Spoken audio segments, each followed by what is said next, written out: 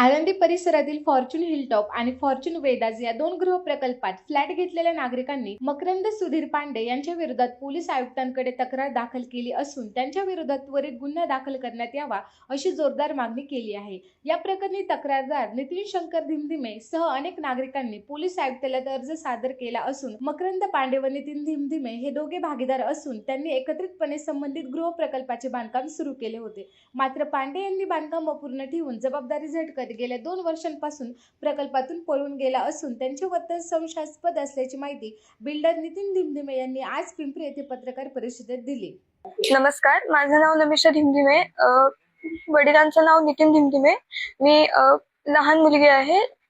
मी आता सध्या 9वीत गेलेली आहे आणि हे सारखे लोक घरी वगैरे येतात, त्याच्यामुळे नीट अभ्यास वगैरे होत नाही। मागच्याच आठवड्यात आम्ही चौघांनी मिळून फाशी घेण्याचं ठरवलेलं आणि आमचा अभ्यास वगैरे काहीच नीट होत नाही। आमचं किराणा लवकर भरलेलं जात नाहीये। शाळेत बसवाले काका जाताना घेऊन जातात, येताना आम्हाला घरी चालत यावं लागतं कधी कधी।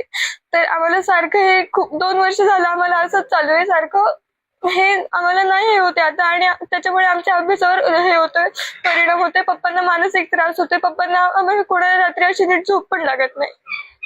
आम्हाला न्याय मिळावा, साईट परत सुरू व्हावी आणि सगळं नीट व्हावं आणि पप्पा जसं म्हणतात तसं ते परत सगळं नीट व्हायला तयार आहे। पप्पा स्वतः एकटे करत आहेत तर त्यांना तरी करू द्या। तुम्हाला नाही करायचं तर तुम्ही नका करू, पण पप्पा करतायत तर त्यांना तरी करू द्या। आणि ते असं काही इलिगल वगैरे काही करत नाहीये, ते लिगली सगळं करतायत, तर त्यांना प्लीज ते करू द्या।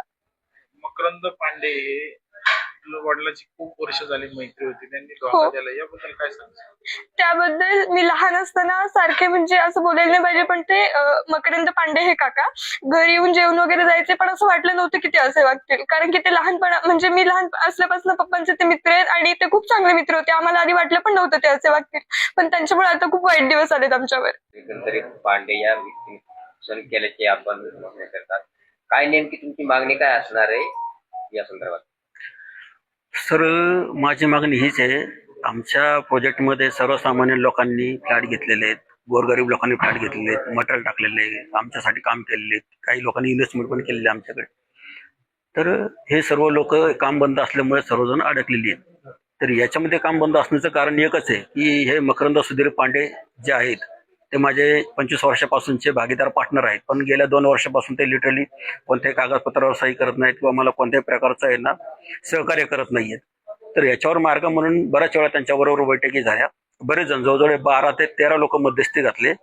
तर त्यांना 3 ऑप्शन दिले होते। मी म्हणलं आपण हे दोन्ही प्रोजेक्ट जे अडकलेले आहेत ना, आपण एकत्र मिळून काम करू आणि सर्वांचे जे काही लोकांची देणी असेल ना किंवा फ्लॅटच्या स्वरूपात असतील, पैशाच्या स्वरूपात असतील, ते सर्व कंप्लीट करून टाकू आपण।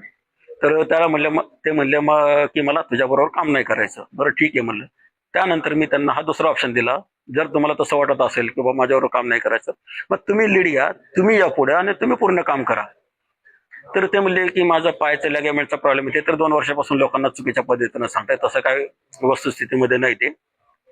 तर ते स्वतःही काम करायला तयार नाहीत। आणि ज्यावेळेस मी म्हणलं की बाबा मी काम करतो, तर मला कामचे राईट्स पण ते देत नाहीयेत। तर लायबिलिटी जी काय आमची आज रोजी असेट आहे त्याच्यापेक्षा डबल लायबिलिटी आहे।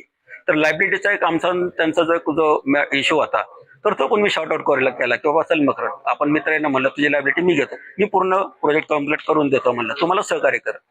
तर हो हो हो म्हणला। तिथे 1.5-2 महिने घालवले त्या माणसाने, प्रत्येक वेळी ना चुकीचं बोलायचं, चुकीचं डिसिजन द्यायचं। आणि त्यानंतर 138च्या केसेस आहे ना पहिल्या नील करायच्या सर्व टोटली। आता त्या 130च्या केसेस मध्ये साहेब असा आहे, बऱ्याचशा केसेस बोगस आहेत, लोकांनी आवाच्या सवा अमाऊंट टाकून त्या केसेस चेकच्या मिसयूज केलेलं आहे। तर त्या केस काही केसेस चालवायच्यात आणि काही ज्यांना खरंच ज्युनियनली पैसे द्यायचे ना ते काम चालू झाल्याशिवाय देऊ शकत नाही। तसं मी त्याला म्हणलं की कोर्टात मी प्रोसेस ठेवतो, त्यांच्या वकिलांनी त्यांना समजून सांगितलं, पण ते प्रत्येक वेळी नवीन वकील, नवीन सीए, नवीन सीएस, कंपनी सेक्रेटरी आणि कोणतरी त्यांना म्हणतात की बाबा आता मध्यंतरी आता त्यांनी हे चालू केलं होतं की माझे 2 का 3 जज मित्र आहेत, त्यांनी मला असं सांगितलं की तू जोपर्यंत पैसे म्हणजे पूर्ण नील होत नाही, केसेस नील होत नाही, तोपर्यंत तू कंपनीतून बाहेर पडू शकत नाही।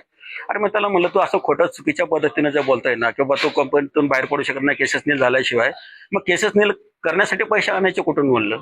आणि केसेस तुझ्यावर नाही, माझ्यावर पण केसेस आहेत म्हणलं। बरं, ज्यांनी केसेस नाही केला मग त्यांना पैसे नाही द्यायचे का म्हणलं आपण? अशा पद्धतीने आहे ना हा मॅटर गेल्या 1.5 वर्षापासून हा प्रलंबित आहे। मग त्यावेळेस आम्ही जवळजवळ आहे ना, मी 100-125 लोकांना आमचे जे क्लायंट आहेत त्यांना भेटलो।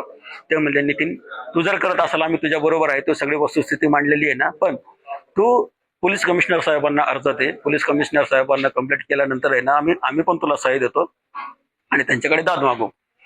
त्या पद्धतीनं आम्ही आहे ना पोलीस कमिशनर साहेबांना, पिंपरी चिंचवड पोलीस कमिशनर साहेबांना अर्ज केलेला आहे. त्याला 4.5 महिने झालेले आहेत.